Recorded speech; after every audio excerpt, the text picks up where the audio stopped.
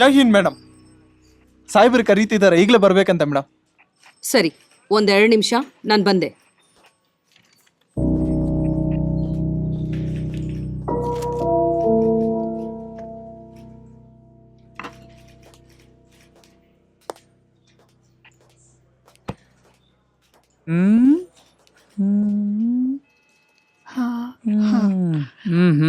Hello, ಏನ್ ಮಾಡ್ತಿದ್ಯೋ ಚಿನ್ನು? ಎಲ್ಲೋ miss ಹೊಡಿತಾ ಇದೆಯಲ್ಲ.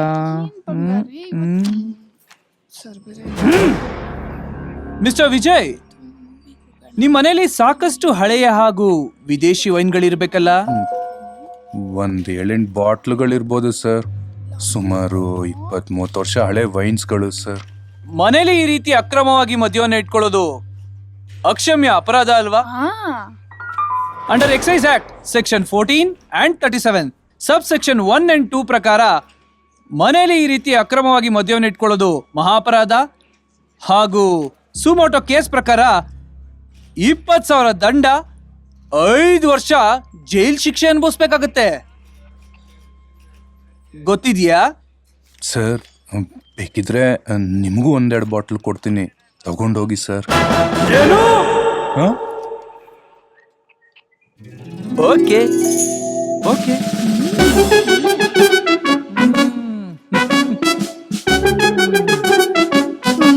ವಿನೋದ್ ಸರ್, ಅದ್ರಲ್ಲಿ ನಂಗೂ 1 ಬಾಟ್ಲು ಕೊಡಿ ಸರ್. ಏನೋ ನೀನು ಕುಡಿತೀಯಾ?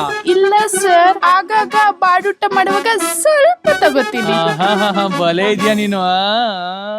ಏನ್ರಿ ಅದು ಪಿಸು ಮಾತು?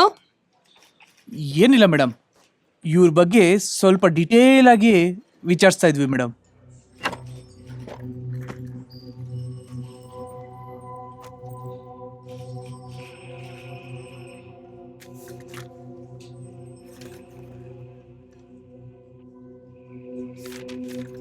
ಅದ್ ಸರಿ, ನಿಮ್ದು ಮತ್ತೆ ಪರಿಮಳ ಡಿಸೋಸ ಅವ್ರದ್ದು ಲವ್ ಮ್ಯಾರೇಜ್ ನಿಜನಾ? ಹೌದು ಮೇಡಮ್. ಒಂದೇ ಸಾಫ್ಟ್ವೇರ್ ಕಂಪ್ನಿಲಿ ಕೆಲಸ ಮಾಡುವಾಗ ಅವಳು ಪರಿಚಯ ಆಗಿ ಆಮೇಲೆ ಇಬ್ರು ಮದ್ವೆ ಆದ್ವಿ. ಇಂಟರ್ಕಾಸ್ಟ್ ಮ್ಯಾರೇಜ್ಗೆ ನಿಮ್ ಮನೇಲಿ ಒಪ್ಕೊಂಡು ಒಪ್ಪಿಗೆ ಕೊಟ್ರಾ? ಅಮ್ಮ ಮೊದಲು ಒಪ್ಪಿರ್ಲಿಲ್ಲ, ಆಮೇಲೆ ಅವರೇ ನಿಂತು ಮದ್ವೆ ಮಾಡಿಸಿದ್ರು.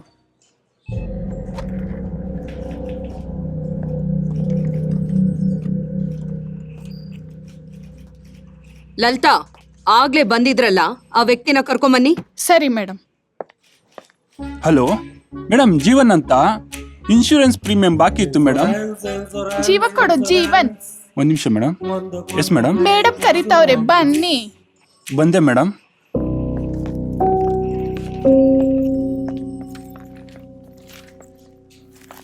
ನಮಸ್ತೆ ಮೇಡಮ್. ಜೀವನ್, ಬನ್ನಿ ಬನ್ನಿ. ಜೀವನ್, ಹಾ ಮೇಡಮ್. ಇವ್ರು ಯಾರು ಗೊತ್ತಾ?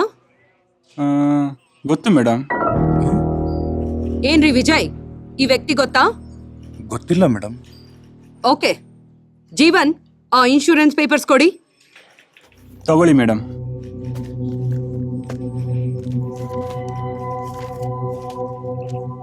ಏನ್ರಿ ವಿಜಯ್, ನಿಮ್ ಹೆಂಡತಿ